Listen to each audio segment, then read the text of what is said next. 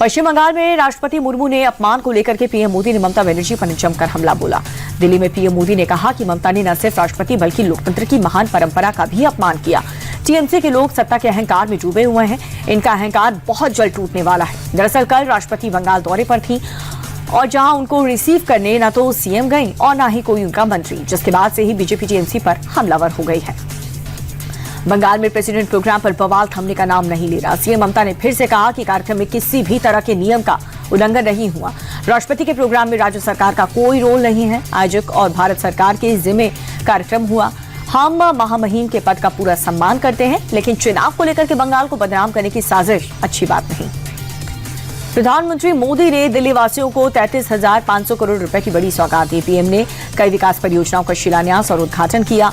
Delhi metro के 2 नए corridor मजलिस park Maujpur Babarpur और दीपारी चौक मजलिस पार्क का उद्घाटन किया। पीएम मोदी ने सरोजनी नगर के GPRA टाइप वी क्वार्टर का दौरा किया और लाभार्थी महिलाओं को चाबियां सौंपी। इस दौरान पीएम ने महिला लाभार्थियों से बातचीत भी की है। लोकसभा स्पीकर के खिलाफ अविश्वास प्रस्ताव पर चर्चा से पहले पीएम मोदी ने ओम बिरला की तारीफ की है। पीएम मोदी ने कहा कि वो जितने शानदार लोकसभा सांसद हैं, उतने ही बेहतरीन लोकसभा स्पीकर हैं। स्पीकर किसी को भी अपमानित नहीं करते हैं। प्रधानमंत्री मोदी का ये बयान उस समय आया है जब ओम बिरला को अध्यक्ष पद से हटाने से संबंधित प्रस्ताव पेश करने के लिए विपक्षी सांसदों के नोटिस को सोमवार के लिए सूचीबद्ध किया गया है।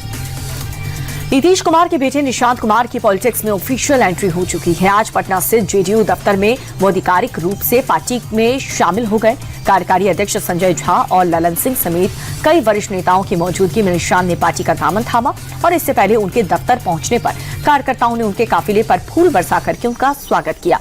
उनके समर्थन में सैकड़ों कार्यकर्ता जेडीयू दफ्तर के बाहर जुटे और उनके समर्थन में नारेबाजी की गई। अंतर्राष्ट्रीय महिला दिवस के मौके पर लखनऊ में कार्यक्रम का आयोजन हुआ। मुख्यमंत्री योगी आदित्यनाथ भी शामिल हुए। सीएम योगी आदित्यनाथ ने कहा कि अब यूपी की पहचान बदल चुकी है। पहले दंगा और कर्फ्यू प्रदेश की पहचान थी। बेटियों को स्कूल भेजना लोग डरते थे, लेकिन आज हालात बदल चुके हैं। अब बेटियां सुरक्षित महसूस करती हैं। बेटियों की सुरक्षा के लिए सरकार प्रतिबद्ध। सुरक्षा के साथ खिलवाड़ करने वालों पर आज सख्त कार्रवाई होगी। पंजाब के वित्त मंत्री हरपाल सिंह चीमा ने विधानसभा में वित्त वर्ष 2026-27 के लिए 2,60,000 करोड़ रुपए का बजट पेश किया। बजट में सरकार ने मुख्यमंत्री माताएं बेटियों सत्कार योजना के तहत महिलाओं को हर महीने 1,000 और अनुसूचित जाति की महिलाओं को 1,500 रुपए देने की घोषणा की।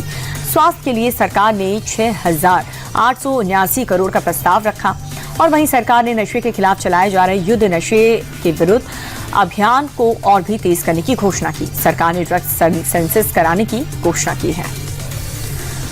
अमरोहा के हसनपुर में सरकारी जमीन पर अवैध कब्जे का मामला सामने आया। कब्जेधारी ने अस्थायी दीवार बना करके सरकारी जमीन को हड़प लिया। लेखपाल की रिपोर्ट के आधार पर आरोपियों के खिलाफ 3 महीने पहले एक एफआईआर भी दर्ज हो चुकी है। बावजूद इसके प्रशासन ने अभी तक कोई कार्रवाई नहीं की।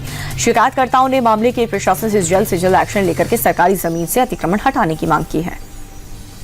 यूपी के अलीगढ़ में 2 नकाबपोश बदमाश मोबाइल के शोरूम में घुस गए। तमंचे के बल पर 2,24,000 रुपए की लूट की, जिसका सीसीटीवी वीडियो सामने आया। लूट की सूचना पर पुलिस मौके पर पहुंचती है। साथ ही घटना के खुलासे के लिए 3 टीम्स गठित की गई। दुकानदार का कहना यह है कि बदमाशों ने नुकसान पहुंचाने की भी कोशिश की है। बांग्लादेश के कुमिल्ला में काली माता के मंदिर में धमाका हुआ। हादसे में पुजारी समेत 3 लोग घायल हो गए। ब्लास्ट के वक्त मंदिर में पूजा चल रही, तभी अचानक से धमाका हुआ और ये पूरी घटना सीसीटीवी में कैद हो गई। सीसीटीवी में साफ दिख रहा है कि एक नकाबपोश व्यक्ति एक बैग लेकर मंदिर परिसर में घुसता है और कुछ देर इधर उधर देखने के बाद वो बैग को वहीं छोड़ करके मंदिर से निकल जाता है। उसके कुछ देर बाद ही मंदिर में धमाका हो गया। वेनेजुएला की राजधानी काराकास में डिटेंशन सेंटर से 20 से ज्यादा कैदियों को रिहा किया गया। जेल से बाहर निकलते ही नेताओं और कार्यकर्ताओं की आजादी के नारे लगाए। दिलचस्प बात यह रही कि रिहाई एमनेस्टी बिल के तहत नहीं हुई है। निकोलस मादुरो के खिलाफ अमेरिकी सैन्य कार्रवाई के बाद इस कदम को राजनीति में एक बड़ा बदलाव माना जा रहा है। वेनेजुएला में सैकड़ों लोग अब भी सलाखों के पीछे हैं और परिवार उनकी रिहाई की मांग पर अड़ा है। बिजनेसमैन अनिल अंबानी की मुश्किलें बढ़ती जा रही हैं। सीबीआई ने एक और नया केस दर्ज किया। ये एफआईआर पीएनबी के चीफ मैनेजर की शिकायत पर दर्ज हुई है। एफआईआर के मुताबिक 2013 से 17 के बीच अनिल अंबानी ने रिलायंस कम्युनिकेशंस के अधिकारियों के साथ मिलकर 1,085 करोड़ की धोखाधड़ी की। बैंक का आरोप यह है कि कंपनी ने फंड को जानबूझकर दूसरी जगह डाइवर्ट कर दिया। नई एफआईआर में रिलायंस कम्युनिकेशंस अनिल अंबानी और मझारी काकर समेत कई लोगों को आरोपी बनाया गया है। देश की 10 सबसे बड़ी कंपनियों में से 8 की वैल्यू बीते हफ्ते कारोबार में 2.81 लाख करोड़ रुपए घट गई। इस दौरान एसबीआई की वैल्यू सबसे ज्यादा घटी है। Larsen and Toubro, Bajaj finance, TCS, HUL और भारती एयरटेल की भी वैल्यू घटी है और वहीं रिलायंस और इन्फोसिस की वैल्यू बढ़ी। जियोपॉलिटिकल तनाव और जंग जैसे हालात में महंगाई बढ़ने का खतरा रहता है और इससे कंपनियों का मुनाफा कम हो सकता है। ऐसे में निवेशक उनके शेयर बेचना शुरू कर देते हैं और इसे सोने चांदी जैसी सुरक्षित जगह निवेश करते हैं। गर्मी से पहले एसी खरीदना महंगा हो गया। एसी, डाइकिन, वोल्टास और ब्लू स्टार जैसी बड़ी कंपनीज ने कीमत 15% तक बढ़ा दी। कंपनियों का कहना यह है कि कच्चे माल जैसे कॉपर, एल्यूमिनियम की बढ़ती कीमतों और माल ढुलाई के खर्च में इजाफे की वजह से कीमत बढ़ाने का फैसला किया गया। आपको बता दें कि भारतीय रुपए के कमजोर होने से पूंजों का आयात महंगा हो चुका है।